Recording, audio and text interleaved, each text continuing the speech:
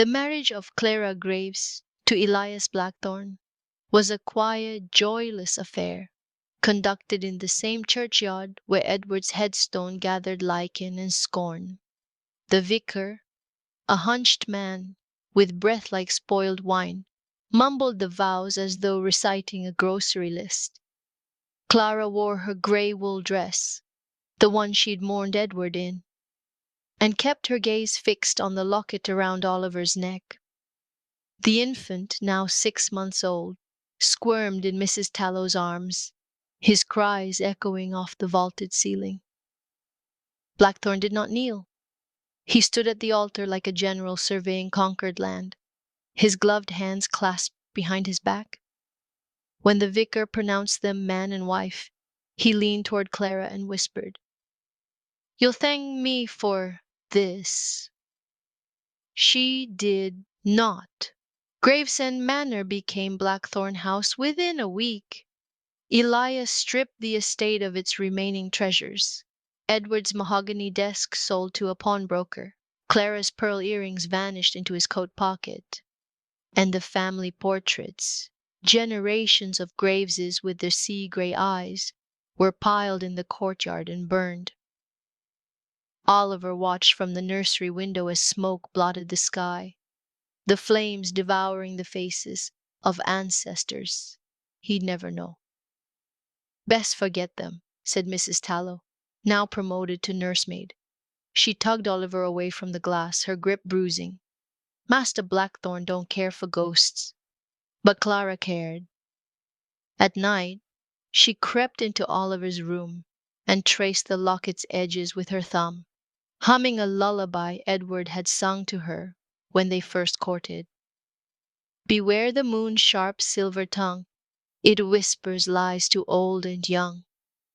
"Why does he hate us?" Oliver once asked, at the ripe age of 4, after Blackthorn had banned him from the library for tracking mud on the stairs. Clara hesitated. Moonlight pooled in the hollows of her cheeks, deepening her exhaustion. "He doesn't hate you," she lied. "He's a practical man. The world has hardened him." Oliver knew better.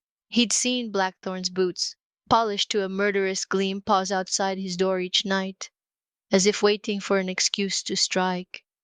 The excuse came on Oliver's 7th birthday. Clara had scraped together flour and currants to bake a meager cake, hiding it in the pantry behind a sack of moldy oats.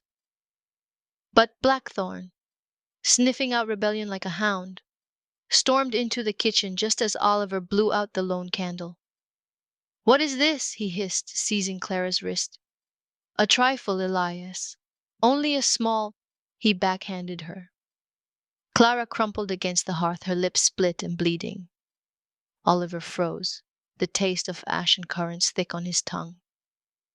Blackthorn loomed over him, his shadow swallowing the room. "Greed," he spat, "is the root of every sin. You'll learn that, boy." He seized the cake and flung it into the fire.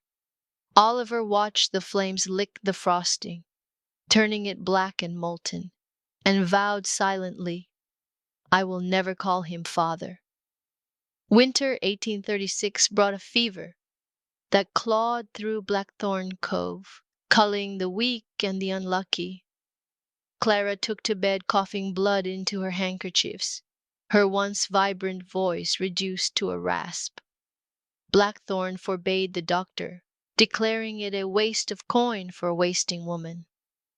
Oliver smuggled chamomile tea and stolen books to her bedside, reading aloud tales of knights and dragons, stories where good men triumphed and villains perished in sulphurous pits. "You have his heart," Clara whispered one frigid morning, her fingers cold as driftwood against Oliver's cheek. "Promise me. Promise you'll see." "See what, Mama?" But her eyes had already drifted to the window, where the lighthouse beam carved through the dawn fog like a blade. 3 days later, Clara Graves Blackthorn died. Blackthorn did not attend the funeral. He sent Oliver to the workhouse with nothing but the clothes on his back and the locket hidden beneath his shirt. "You'll thank me for this," Blackthorn said, echoing his wedding day vow as the carriage rolled away. Oliver stood in the rain, the workhouse gates looming like iron teeth, and whispered to the locket, "I will never thank you